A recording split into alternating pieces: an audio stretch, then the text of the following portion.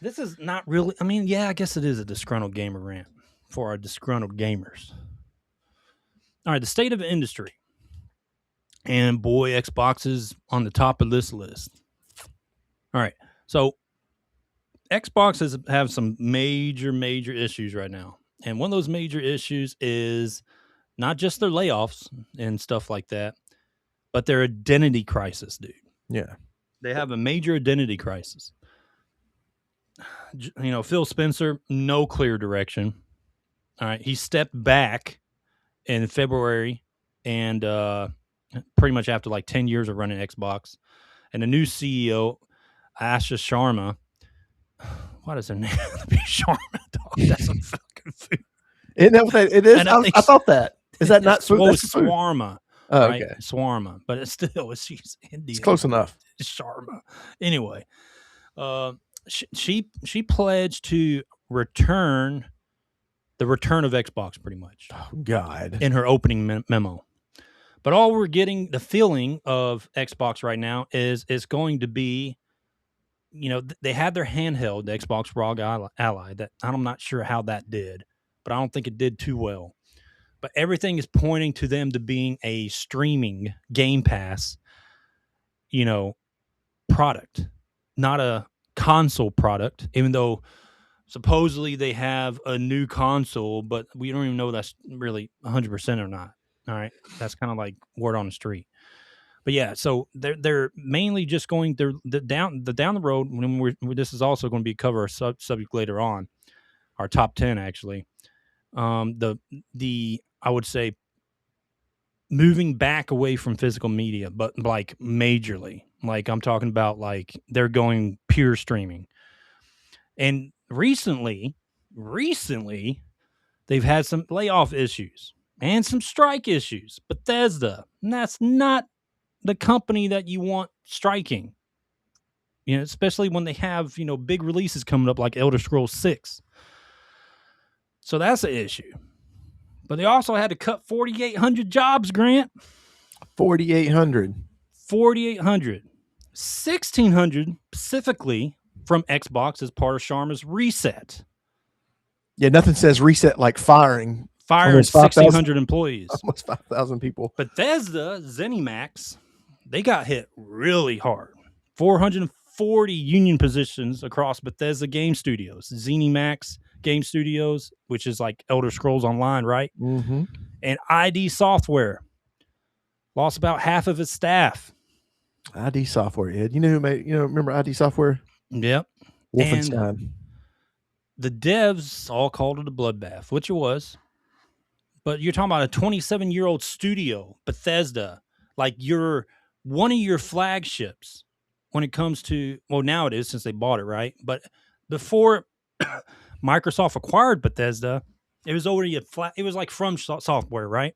Yeah. You knew the next Elder Scrolls was going to be a banger. Yep. All right. But they started to fall off themselves. But Microsoft acquired them. They announced they had some mid games since being under Microsoft, very mid. But they have this, you know, they announced Elder Scrolls 6, and they want to focus on Elder Scrolls 6 now after all this, you know, firing and reset by the new CEO. Elder Scrolls 6, Ed. Yeah, you know, that's probably going to be a game that's going to be delayed for a long time, too. That game's not, we will be dead by the time that game comes out. Yeah, if it comes out. Because, you know, with these removal of all these employees, I get it. You know, it's AIs and being incorporated, whatever you're doing. I know you have to fire people. And listen, I'm kind of mixed on this. I don't like when people lose their jobs, but these studios did get way bigger than they should be. Let's agree on that. Well, the thing about it is way too big, Grant. So this just shows that, you know, people were like, oh God, you know, Xbox, Xbox bought Bethesda. They're about to take over. Well, no, that is it proves that just because you get bought by a bigger subsidiary, it's not good. Because I guarantee you, if Bethesda would have not been bought by, they would be making bangers because they have more they have more creative control, more creative freedom. Maybe, but there's a caveat to that too. And then you don't have to start. There could have been a reason they wanted to get bought out because they were going under. Yeah, I mean that's true. But also though, I mean, you don't have to start developing companies within companies within companies, which is stupid. But we're consistently learning that these smaller studios that are producing these really good games, dude. I mean, that are like literally leading the pack in gaming right now are these smaller studios. And we have some games coming out here soon, like Blood of the Dawnwalker. Dude, I And mean, like these smaller Chinese companies, studios making these really well done games.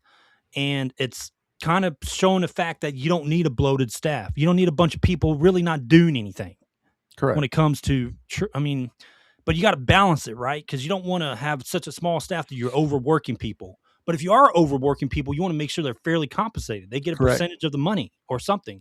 Kind of Yeah. like how what's the Sandfall Interactive, right? With Yeah. Obscura. You know, a lot of those guys they shared a lot of the profits with their staff. Yeah. Like a lot of those people are millionaires now. Yeah. Me But included. there's a small studio enough to be able to do that and have a net profit even after that.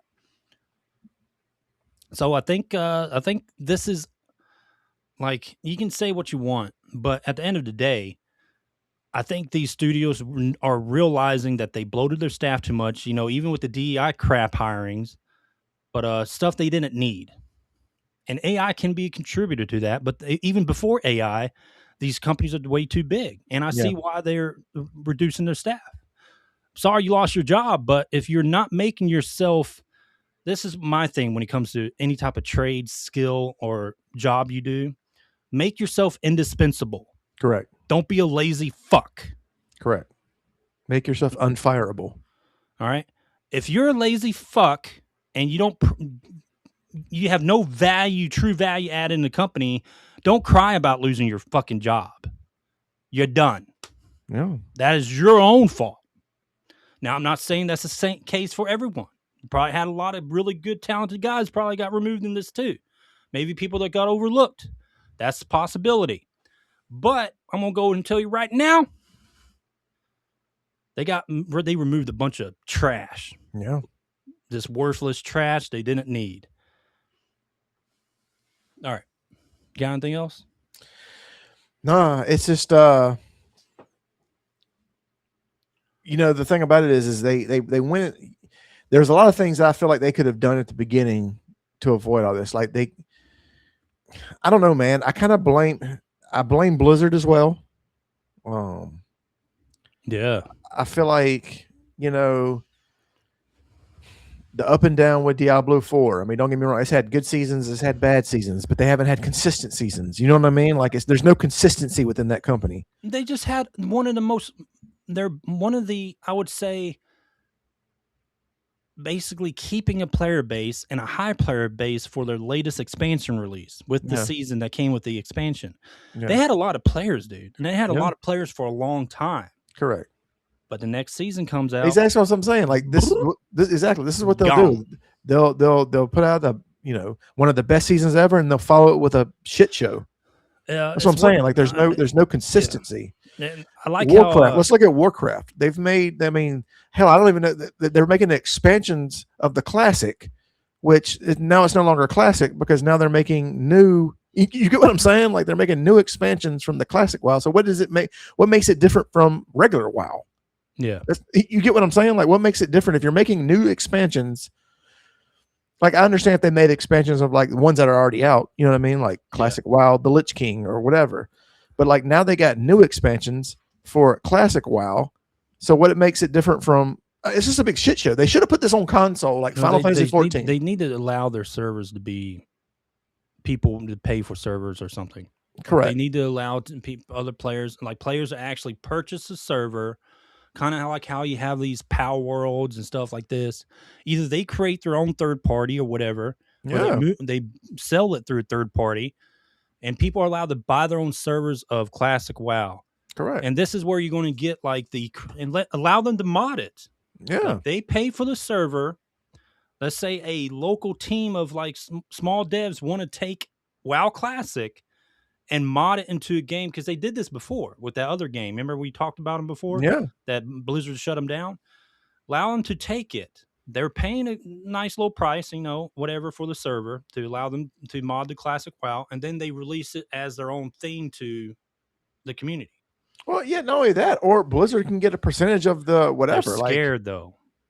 I mean, how would you? I mean, here's the thing: is like if Blizzard, if let's just say that you paid, I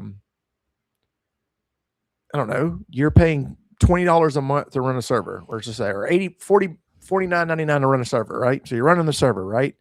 So you're paying Blizzard that money based on what player count you want the server to reach. Correct. Like, you know what I mean? Like you have different prices. Yeah. Okay. So that's a good idea. That's a tier system. I like that. Yeah. That's what Power World does. Exactly. So also, let's say as the player, let's just say like you have the server, right? You're paying that money to the server to Blizzard, right?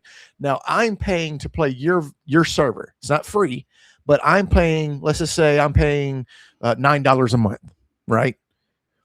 Blizzard gets, a percentage, like $1 per me, and then you get the rest. So they're still making money off the players plus the server fee. You get what I'm saying? I know that. And you know what else they ought to do? All right, so check this out. God damn it, Ed, we should work for fucking Blizzard and do this. I mean, like, check this out. All right, so you pay for a server. Let's say you have a group of 20 buddies or 10 buddies, whatever. You're paying for a 10-player server of Classic WoW. Let's say it's $49.99 a month, okay? Guarantee you 10 people will get together and split that damn server cost. Of course. And they get to play together. But Grant, here's the catch. Blizzard needs to create a community of modders that they're able to sell their mod to be inputted into these servers, and Blizzard takes a cut. Exactly. There's so many ways they can make money. Look, dude, do you know how many Ultima Online free servers are? Yeah. You know what I'm saying? Like this game is old. But EverQuest just released a new just came back out. Like they redid everything. They're making money at the same time, but they could bring so many people back to WoW if they did that. Yeah. They could bring so many people back because they still own it. But you know what, Ed? They should have put this. They should have followed Final Fantasy 14, and they should have put this thing on console. Speaking of that, a while back.